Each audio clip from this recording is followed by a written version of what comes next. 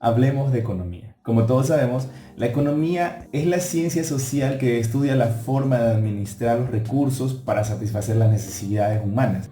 Pero, ¿dónde nace la economía? ¿Por qué es tan importante en nuestras vidas? ¿Por qué influye tanto en nuestros pensamientos, en nuestras decisiones, en nuestros comportamientos y en nuestras acciones? La pregunta es, ¿cómo ha venido evolucionando el pensamiento económico a lo largo de la historia? En la prehistoria, específicamente hace 6.000 a 5.000 años antes de Cristo. Allí donde nacen las primeras comunidades primitivas, muchos economistas coinciden en que es justo allí donde nace lo que ellos llaman el pensamiento económico preclásico. En la Edad Antigua, la comunidad primitiva es la primera forma en la que el hombre se organiza para satisfacer sus necesidades. Establecen vínculos, crean clanes y viven en un estado semi-salvaje. ¿Dónde se dio todo este primer periodo de organización? En África, hace 2 millones de años y medio aproximadamente. Esta comunidad primitiva se caracterizaba en que la propiedad era colectiva. La tierra le pertenecía a todo el clan. Trabajaban en comunidad, por ende,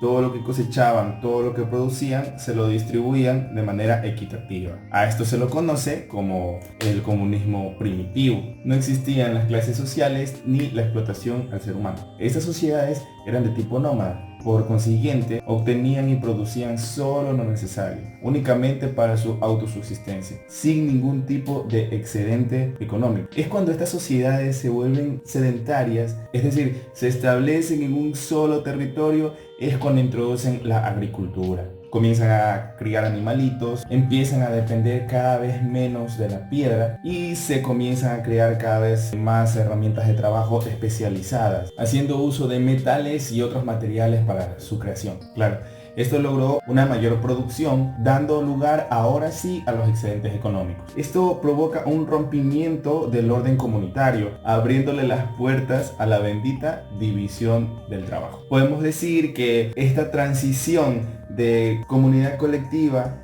a división de trabajo se da entre el año 6000 y 2500 a.C.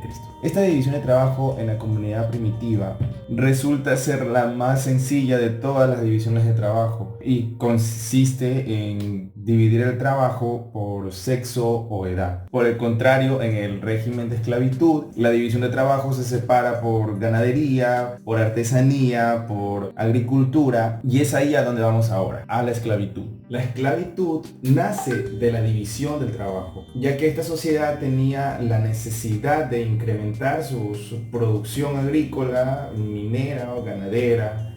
Las personas de esos tiempos tenían la necesidad de generar riquezas a costa de los esclavos, de mano de obra barata, por no decir gratis.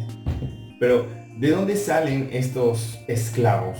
¿Dónde surgen? En principio, tomaban a los prisioneros de guerra enemigos. Luego, cuando esto se comenzó a popularizar, cuando esto empezó a generar beneficios, se podía conseguir esclavos a partir del comercio de esclavos. Y es aquí el punto de inflexión donde se pasa del comunismo primitivo a la esclavitud. Entonces, por muy desagradable que se escuche, la esclavitud fue un pilar fundamental en la economía de las sociedades antiguas. ¿Qué los caracterizaba a estos pobres esclavos? Los esclavos pues eran propiedad de su amo, carecían totalmente de derechos civiles, no tenían remuneración, no tenían salario o algún tipo de compensación por su trabajo. Pero ojo, por muy cruel que parezca esto, la esclavitud permitió que las clases altas dedicaran ese tiempo libre que los esclavos le daban a realizar otras actividades, como el estudio de la filosofía, la matemática o la astronomía. Como dice el dicho, no hay mal que por bien no venga.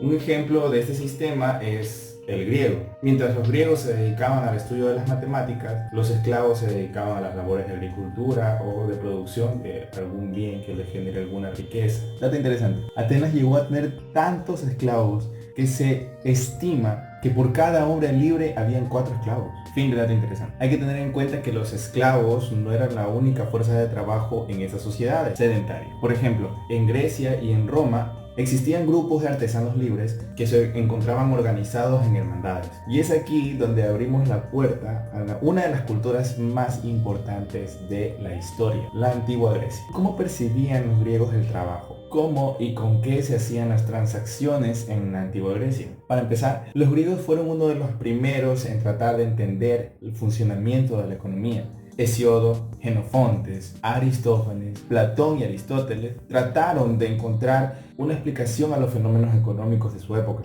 También fueron uno de los primeros pueblos en utilizar la moneda, lo que facilitó enormemente los intercambios comerciales. La base económica de esa cultura era la agricultura, pero también conocían la metalurgia. Sus minerales proporcionaban materia prima como la plata y otros metales valiosos, lo que les permitió tener riquezas. Cuando estas riquezas llegaban a la población, la demanda de productos aumentó, haciendo necesaria la creación de industrias y comercio. La mayor parte de estos esquemas lógicos y mentales que prevalecen hasta nuestros días son los que se constituyeron en la antigua Grecia. Pero ¿quiénes estaban detrás de este conjunto de ideas, enseñanzas o principios económicos?